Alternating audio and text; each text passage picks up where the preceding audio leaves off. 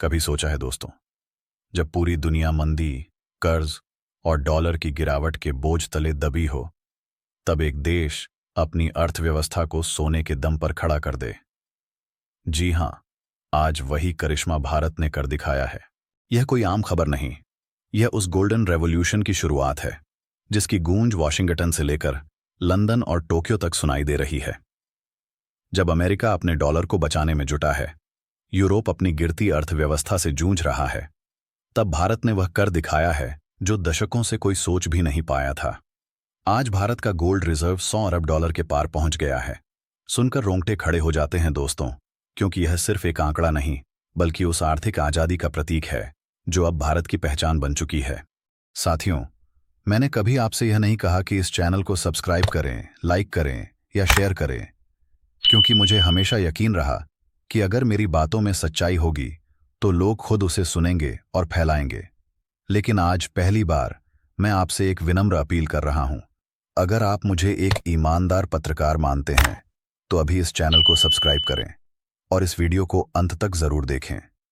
जब पूरी दुनिया आर्थिक तूफान में डगमगा रही थी, तब भारत ने चुपचाप अपनी चाल चली, बिना शोर, बिना प्रचार, बस एक रणनीति के तहत।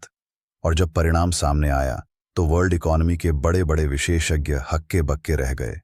अब विदेशी एजेंसियां समझने में लगी हैं कि आखिर भारत ने यह चमत्कार किया कैसे। सदियों से जिस धातु को लक्ष्मी का प्रतीक माना गया, वही अब भारत की आर्थिक शक्ति का केंद्र बन चुकी है। पहले जब अमेरिका यह दावा करता था कि उसके पास दुनिया का सबसे बड़ा गोल्ड रिजर्व है, तो सब ताली बजाते थे। लेकिन अब भारत ने कहानी पलट दी है। भारत के घरों, मंदिरों और संस्थानों में इतना सोना है कि पश्चिम की आंखें चौंधियां गई हैं। एक अनुमान के अनुसार भारत के पास करीब 34,000 टन से भी ज्यादा सोना है, जिसकी कीमत लगभग 28 ट्रिलियन रुपए है। यह वही सोना है जो हमारी परंपरा में बसा है।